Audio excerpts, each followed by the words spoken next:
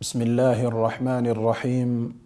الحمد لله رب العالمين، والصلاة والسلام على أشرف الأنبياء والمرسلين، محمد بن عبد الله أفضل الصلاة وأتم التسليم، وعلى آله وأصحابه ومن سن بسنته إلى يوم الدين. أما بعد، السلام عليكم ورحمة الله وبركاته. baada ya kumshukuru Allah subhanahu wa ta'ala, kumtakia rehma na amani mtume wetu Muhammadin sallallahu alayhi wa sallama, ahibati fillah, ndugu zangu wapenzi watazamaji, kwa siku ya leo kwa uwezo wa Allah subhanahu wa ta'ala tutaanza na durus ambazo kwamba zitakuwa ni zenye kufuatana, silsilatu durus ambazo tutakuwa ni wenye kuangazia usulu thalath. Tukisema usulu thalath ni mambo matatu ambayo kwamba kila muislam afaa awe ni mwenye kuyatambua na awe ni mwenye kuyaweka ndani ya maisha yake, na pia vile vile awe ni mwenye kuyafanyia kazi, kama ilivyokuwa katika hadithi ya Bara ibn Azib radhiyallahu anhu.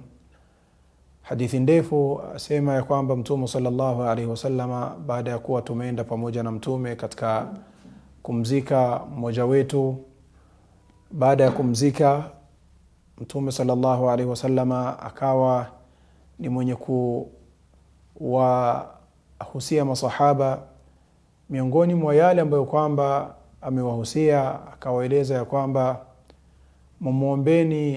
mumuombeeni ndugu yenu, kwa sababu saa hizi atakuwa ni mwenye kuulizwa. Na Mtume sallallahu alaihi wasallama akawa ni mwenye kubainisha ya kwamba yale maswali ambayo kwamba ni mwenye kuulizwa ni maswali matatu: man rabbuk, wa ma dinuk, wa man nabiyuk. Mola wako ni nani, dini yako ni ipi, na mtume wako ni yupi? Haya maswali matatu ni maswali ambayo kwamba yanaulizwa kila mwanadamu, awe ni muislam, asiwe muislam, awe ni mtu mwema, awe ni mtu fajir. Wote hawa lazima watakuwa ni wenye kuulizwa maswali haya, na haya maswali ndiyo ambayo kwamba tutakuwa ni wenye kuyazungumzia katika huu mfuatano wa darasa zetu ambayo kwamba ni usulu athalath. Tutakuwa ni wenye kusaidiwa na kitabu cha Sheikh al-Imam al-Mujaddid Muhammad ibn Abdul Wahhab rahimahullahu ta'ala, ndipo tuwe ni wenye kupata asli ya masala haya kwa kina. Katika kuanza, anaanza rahimahullahu ta'ala akisema i'lam rahimakallah, na ujue Allah awe ni mwenye kukuridhia, Allah awe ni mwenye kukupatia huruma wake. I'lam, kalima ya ujue ni mojawapo katika uslub ambao kwamba wanazuoni wanakuwa ni wenye kutumia katika kukuelimisha, na huu uslub wameutoa kwenye ayat na hadithi za Bwana Mtume sallallahu alaihi wasallam. Baadhi ya aya Allah anakuwa ni mwenye kueleza na mwenye kutueleza jambo akisema i'lam annama alhayatu ad-dunya wama ila dhalik. Na katika ahadith za Bwana Mtume sallallahu alayhi wasallama ni mfano wa hadithi ya Abdullah ibn Abbas radhiyallahu anhuma, pale Mtume sallallahu alayhi wasallama akimweleza wa'lam anna al-umma law ijtama ala an yanfa'uka bi shay'in ila akhiri al-hadith. Kwa hivyo rahimahullahu ta'ala akawa ni mwenye kuanza kwa kukueleza kwamba na ujue i'lam rahimakallah, Allah awe ni mwenye kukuhurumia, annahu yajib alaina taallumu 4 masail, ya kwamba ni juu yetu sisi kama Waislamu kujua ama kujifunza masala ya aina 4. Ni juu yetu kujua masail ambayo kwamba ni masala ya aina 4. Akasema rahimahullahu ta'ala, al-ula al-ilm. Masala ya kwanza ni kwa kuwa kila Muislam awe ni mwenye kujifunza ilm, kwa maana hii dini imejengeka juu ya ilm.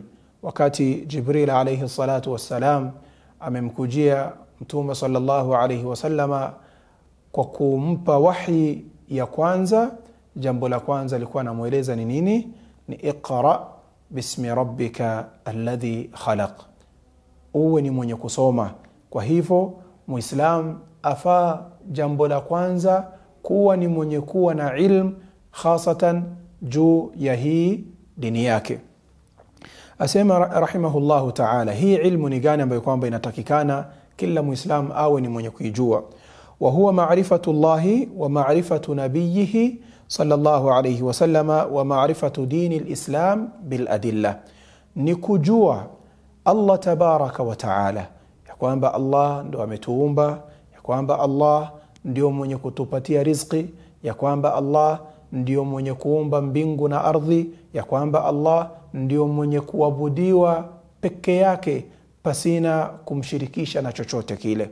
Kwa hivyo kwanza mwanadamu ama Muislam afaa kumtambua Allah subhanahu wa ta'ala, wa ma'rifatu nabiyhi, na pia kujua mtume wake sallallahu alayhi wasallam, kumjua mtume Muhammadin sallallahu alayhi wasallam aliyoletewa katika wahi, na kujua pia vile vile mienendo yake, namna alivyokuwa anapoishi pamoja na majirani, namna ambavyo kwamba alivyokuwa anapoishi na ahali zake, namna ambavyo kuwa akiwa ni mwenye kufanya sala zake, sallu kama raaitumuni usalli wama ila dhalika.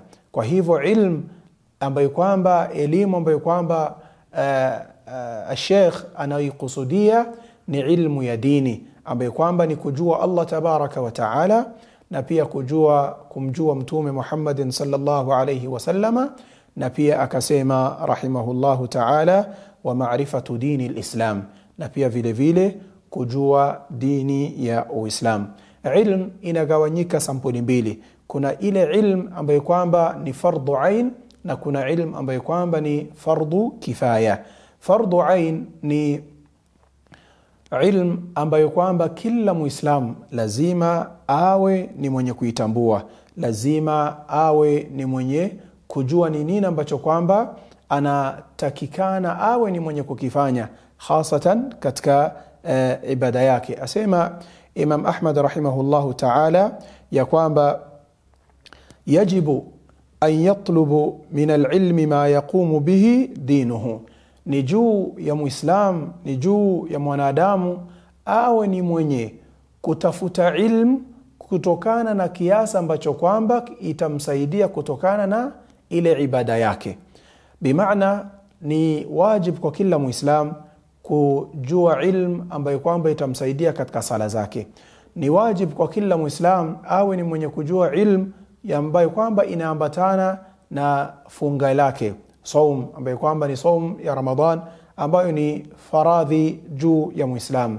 Ni wajib kwa Muislam pindi anapotaka kufanya ibada ya hija awe ni mwenye kujifunza kujua ya kwamba arkan al-hajj, na awe ajue ni mubtilatul hajj wama ila dhalika, awe ni mwenye kujua nusuk kamil. Kwa hivyo asema Imam Ahmad rahimahullahu ta'ala ya kwamba yajibu an yatluba min al-ilmi ma yaqumu bihi dinuhu.